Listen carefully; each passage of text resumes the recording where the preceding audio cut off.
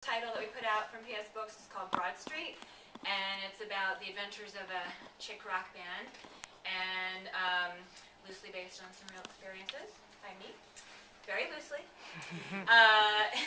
So I thought I would just give you a little taste of this, and then we'll open up to some questions from you guys and get to know our panelists and readers a little bit better.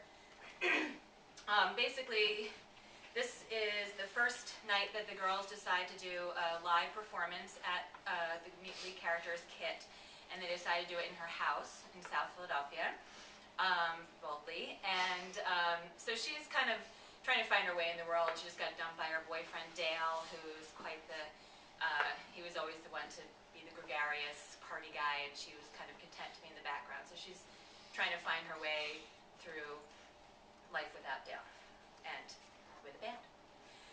As the evening approached, I was flooded by a tidal wave of emotions. Would people like us? Could I do this without Dale? Would I be evicted? Would I die alone? Everyone would be there. Not just our close friends, but also Dale's friends, hip scenesters who occupied the dark corners of Philly rock clubs. I was convinced they would hate us. We lacked the bitter sheen of these overeducated, white, middle-class bohemians. Our music was far too perky to touch such cynicism. Still, I ordered the keg. I rented microphones, monitors, cables, stands. Margot took care of the invitation, and as the number of guests grew, I became increasingly anxious. Margot continued to assure me that I wouldn't be alone. This would be a shared effort. When the evening arrived, I was as ready as I could be. The instruments were set up. The beer was chilling. Bowls of salted snacks and ashtrays were placed strategically throughout the house. I sat at my kitchen table, drumming my fingers. The clock clicked slowly toward the witching hour, and just when I thought I couldn't stand one more second of tortured waiting, the first knock came. It was my friend Noelle, a safe beginning. Next to arrive was my sister Nikki, wearing a midriff-bearing tank top and a tiny black miniskirt. She brought two friends who obviously shopped at the same store. Then our drummer, Linda, arrived with a guy who helped her carry in miscellaneous equipment. A stream of eclectic faces of varying familiarity continued to swim through my door, most of them people I'd never seen before. I pointed them to the keg and watched the door intently, trying to will Margot to walk through it. But the party evolved without my assistance, and soon the white noise of banal conversation competed with the stereo. I hid in the kitchen, pretending to do little chores. When Margot finally arrived with her boyfriend, she looked gorgeous in a clingy black dress and leopard heels. She made her way through the crowd, tossing an indifferent greeting toward the drummer, and eventually finding me in the corner. "Where have you been?" I asked. "I feel sick," she whispered. "I had diarrhea before I left the house. I can't eat. I think I'm going to puke." "Well, maybe you need to eat something," I said. "No, I need a beer." I followed her. She wound her way to the keg and filled 2 cups. I heard the door open again. "Hey, Dale." Margot and I looked at each other. "What is he doing here?" she asked. I don't know. I was simultaneously furious, amazed, curious. How dare he stride so callously into my solo debut? I swallowed a gulp of beer and walked out to the living room to see Dale work his usual charm. His tall, slender frame slithered through the party. He swung his dark, curly hair back in big, sincere laughs. He wasn't particularly handsome, but he emoted the essence of cool, sprinkling it like pixie dust on the crowd, lighting up pockets of the room as he passed through them. As he leaned in to charm a new follower, he turned his eyes to me. "Excuse me," I saw him now, then he walked through the crowd until he towered before me. "Hey, Kit," he said softly. "Hope it's okay I came. You don't leave me much choice. Look, I know I fucked up, and I know I have no right to ask you for another chance, but I don't know, I miss you." I looked over at Margot, who was watching me with concern. "Now is really not the time for this conversation," I said. "You did fuck up, and I'm not just going to forget that. Excuse me." As I turned away, my body fought me with cruel memories, but I took a deep breath and walked over to Margot. "He's got a lot of balls showing up here," she said. "Are you okay?" I turned back to see Dale staring at me, eyes ablaze. Then he turned to flirt with one of the unfamiliar faces, bending forward seductively to whisper in her ear. "What an asshole," Margot said. Yeah, I lit a cigarette, my hands shaking. I let Margot introduce me to people I didn't know and tried to appear unaffected by Dale's presence. I watched him from the corner of the room as he started talking with Pete and then looked over at us.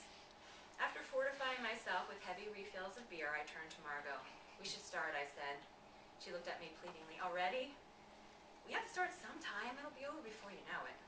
I have to go to the bathroom. She squeezed up the crowded stairs, pushing her way to the front of the line. I started setting up the equipment, turning on microphones, amps, tuning my bass. I felt the eyes in the room on me. Was I going to be sick? Linda soon followed my lead and sat behind her drum kit, twisting knobs and tapping her drums exactly as she had done before. I realized she never deviated from her routine. Tune the snare drum first starting at the nut farthest away from her, move methodically clockwise around the snare, apply the exact same principles to the tom-tom. Twist tap, twist tap. How could you be so calm? I hated her. I looked into the room. Most were watching us sideways without interrupting their drunken conversation. Pete talked with one of his bandmates. Noel smiled at me maternally. Then I saw Dale. Tucked into the far corner of the living room, he leaned one arm against the wall in a subtle embrace around my sister, Nikki. Nikki leaned against the wall, laughing. Her tiny black miniskirt exposed milky legs elongated by black platform shoes. Her tight black tank top exposed her perfectly flat midriff, accented by a silver belly ring. What the fuck were they doing? She was talking now, tilting her head just right so her eyes seemed bigger, doe-like. Dale listened intently, then smiled. Suddenly, the white noise in the room began to slow, like a record turned off as the needle still licked the grooves. My breath was forced through an invisible straw. I inhaled, but only in short gasps. The light around the room dimmed to a spotlight on the new couple. I just puked. Margot's voice pulled me back to reality. I looked over at her, dazed for a minute.